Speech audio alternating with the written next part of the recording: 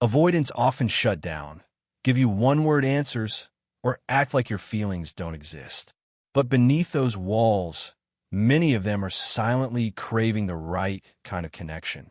In this video, we'll explore 5 simple texts that bypass their defenses and create a sense of safety, the kind of language that makes them actually open up. 5 texts that break an avoidance defense wall and make them open up.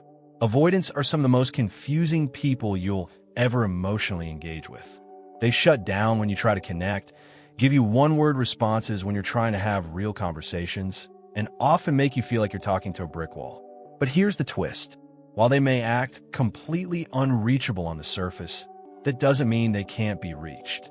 In fact, some avoidants are secretly craving the right words to help them feel safe enough to open up. They just won't admit it, not to you, not to themselves, and not even to their closest friends.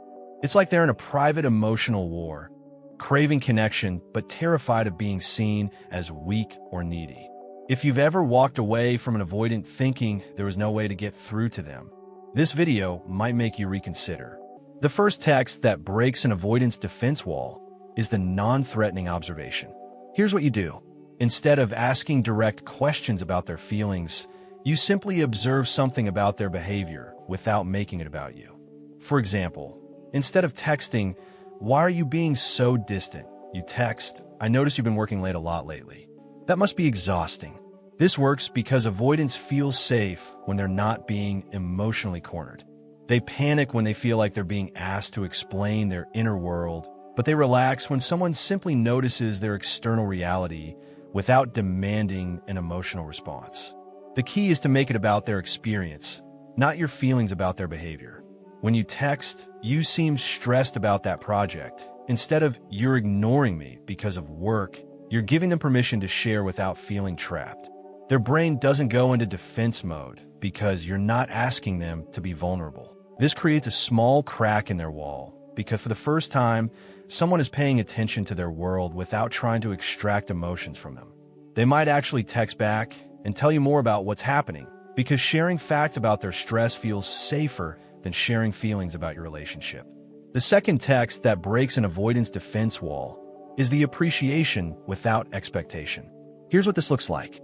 You text something like, "I was thinking about how you always remember to check if I got home safe. That means a lot to me." Or, "I appreciate how you listen when I talk about work stuff, even when it's boring." This works because avoidants are constantly worried that they're not good enough at relationships, but they're also terrified of being put on the spot about their feelings. The magic happens because avoidants actually do care deeply, but they show it through actions rather than words. They might text back something like, "I'm glad you noticed that," or even share why they do those things. The third text that breaks an avoidance defense wall is the vulnerable share without pressure. This is where you share something personal about yourself without asking them to do the same. You might text, "I've been feeling overwhelmed with everything lately. Sometimes I just need to sit in my car for a few minutes before going inside." Or, "I realized today that I get anxious when people don't text back quickly because I assume they're upset with me." This works because avoidants are terrified of being the first one to be vulnerable, but they're often relieved when someone else goes first. It's like you're testing the emotional waters for them. When you share something real about yourself without asking, "What about you?" or "How do you feel about that?" you're showing them that vulnerability is safe in this space. You're not demanding they match your emotional energy or share something equally personal. You're just being human and letting them witness it. Here's what happens in their mind. They see that you trusted them with something real and nothing bad happened. You didn't fall apart, they didn't have to fix you, and you didn't make it about them. This creates a sense of emotional safety they rarely experience. They start to think, "Maybe I could share something too," because you've shown them that opening up doesn't have to be dramatic or overwhelming. They might respond with something like, "Yeah, I get that." The fourth text that breaks an avoidance defense wall is the calm boundary statement. This might seem backwards, but avoidants actually feel safer when they know where they stand.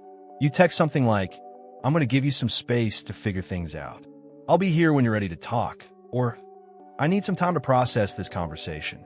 I'm not upset. I just need to think." This works because avoidants are constantly worried about being too much or not enough. and they're always bracing for emotional chaos. When you communicate your needs clearly without drama or ultimatums, their nervous system actually calms down. They're not trying to read between the lines or figure out if you're about to explode. You're being direct, but not demanding. The magic happens because most people either chase avoidance when they pull away or they get angry and create the exact emotional mess that avoidants are trying to avoid. This often leads to them reaching out sooner than they normally would because they feel safe to come back. They might text something like, "I appreciate you giving me space," or even share what they were actually dealing with. The key is that you're showing them that boundaries don't have to be walls and that you can take care of yourself while still caring about them. The fifth text that breaks an avoidance defense wall is the future-focused invitation without pressure. This is where you text something like, "No rush, but I'm thinking about trying that new restaurant next week if you're interested," or "I saw they're having a movie night at the park this weekend. Thought you might enjoy it, but no worries if you're not up for it." This works because avoidants are terrified of feeling trapped or obligated, but they also secretly want to be included and thought of. When you invite them to something without making it about your relationship status or emotional connection, you're giving them permission to just be a person who might enjoy an activity. You're not asking them to process feelings or make declarations about where things are going. You're just offering them a chance to exist in your world without the heavy emotional weight they usually associate with relationships. Here's what happens in their mind. They see that you're thinking about them in a positive way, planning for the future, and including them without making it a test of their commitment. This feels safe because there's no emotional trap. They can say yes because they want to go, not because they feel obligated to prove something. They can say no without feeling like they're hurting you or ending the connection. This creates the psychological safety they need to actually engage authentically. So what do you do when you're dealing with an avoidant who seems impossible to reach? First, understand that this isn't about fixing them or breaking down their walls through force. These texts work because they respect the avoidant's need for emotional safety while still creating opportunities for connection. You're not trying to turn them into someone they're not. You're just learning to communicate in a way that feels safe to their nervous system. Remember that avoidants aren't avoiding you because they don't care. Even if these texts work and they start opening up more, that doesn't mean they're suddenly going to become emotionally available overnight. Real change takes time, and they have to want to do the work on themselves. You can create safety, but you can't force growth. Don't ignore your own needs while you're being patient with theirs. You deserve someone who's willing to meet you halfway, even if they do it slowly and in their own way. If you try these approaches and they still remain completely closed off, that's information too. It might mean they're not ready for the kind of connection you're offering, and that's okay. You can't love someone into emotional availability. In the end, these texts are tools for connection, not manipulation. Use them to create genuine understanding, not to try to control someone's feelings. The goal isn't to break someone's defenses so you can get what you want. It's to create enough safety that they can choose to let you in.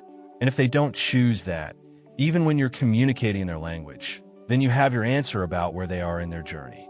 You deserve someone who doesn't just feel safe with you, but who actively chooses to build something real with you, even if they do it one careful step at a time.